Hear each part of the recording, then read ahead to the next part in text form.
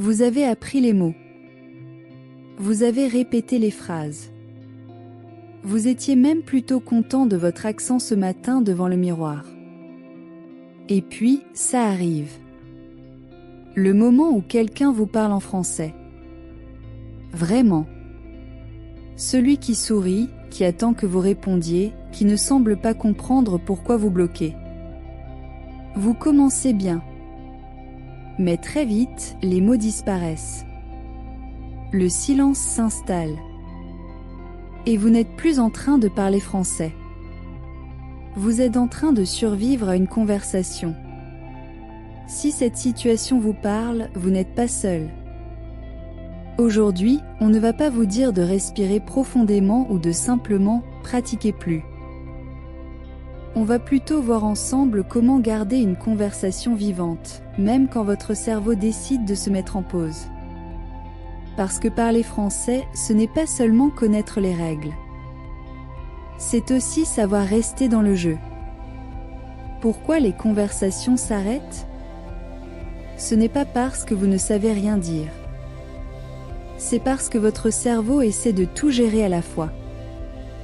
La grammaire, le vocabulaire, l'intonation, et en même temps, il faut écouter ce que l'autre dit. Alors forcément, parfois, ça bloque. Beaucoup de personnes qui apprennent le français connaissent ce moment. Celui où on a peur de faire une erreur. Celui où on pense tellement à bien construire sa phrase qu'on oublie ce qu'on voulait dire. Ou pire encore, celui où on n'a plus rien à dire après avoir parlé de la météo. Et quand ça arrive, ce n'est pas juste frustrant. C'est aussi un peu douloureux. Parce qu'on sent qu'on pourrait dire plein de choses. Mais on ne trouve pas comment. Alors on se tait. Et on a l'impression qu'on n'arrivera jamais à vraiment parler comme on le voudrait. Voici 5 outils simples mais efficaces pour garder une conversation fluide, même quand on n'est pas parfaitement à l'aise. Astuce 1. Posez des questions de suivi, même simples. Vous ne savez pas quoi dire ? Demandez à l'autre d'en dire plus. Et toi ? Pourquoi tu dis ça ? Tu aimes ce genre de film ? Ça montre que vous écoutez. Et ça vous laisse du temps pour réfléchir à votre prochaine phrase. Astuce 2. Utilisez des phrases qui font gagner du temps. Quand vous avez besoin d'une seconde, dites « C'est une bonne question. En fait, je dirais que… » Tu vois ce que je veux dire ?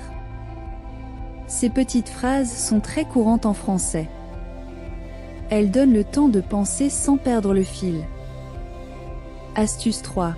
Parlez un peu de vous, mais sans trop en faire. Il n'est pas nécessaire de raconter toute votre vie. Une simple opinion suffit. Moi, je préfère le chocolat noir. J'aime bien ce style de musique. C'est court, c'est clair, et ça montre que vous participez. Astuce 4. Préparez quelques sujets avant de parler. Choisissez 2 ou 3 thèmes dont vous pourrez discuter.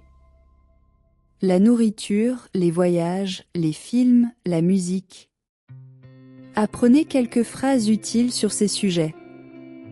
Comme ça, si vous séchez, vous avez toujours quelque chose à partager.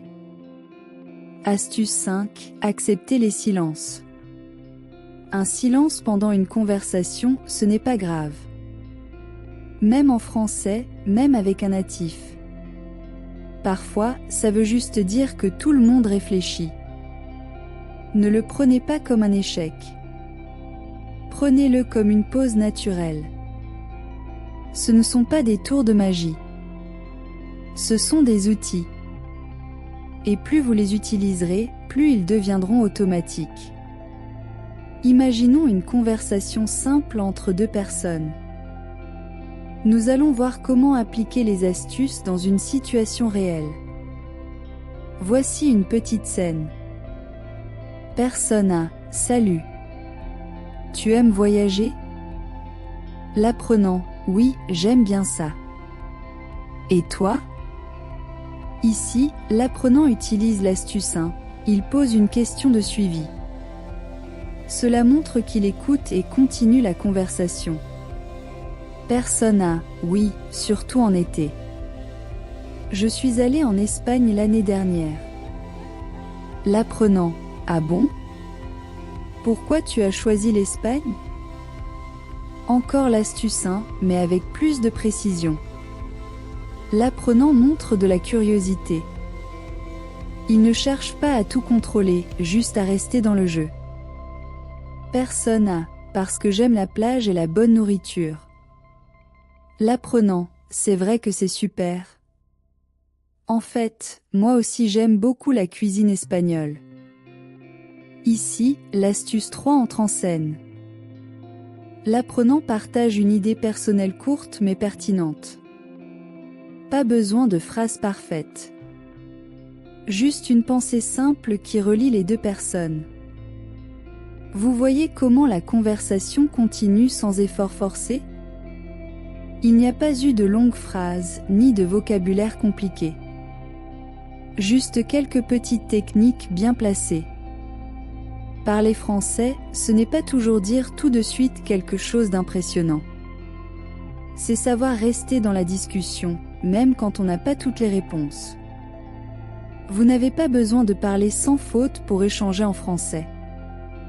Ce qui compte, c'est d'oser continuer, même quand ce n'est pas facile. Chaque fois que vous tentez une conversation, vous faites un pas en avant. Même si vous avez hésité. Même si vous avez mal prononcé un mot. Même si vous avez oublié un verbe. Parce que parler une langue, c'est avant tout une histoire de lien. Pas seulement entre les mots, mais entre les personnes. Alors la prochaine fois que vous sentirez l'angoisse monter, rappelez-vous. Vous ne devez pas être parfait. Vous devez simplement rester dans la conversation. Et chaque fois que vous y arrivez, même avec un peu de mal, vous devenez un peu plus fluide. Un peu plus confiant. Un peu plus à l'aise. Continuez comme ça. Merci d'être là. À très bientôt dans un prochain épisode.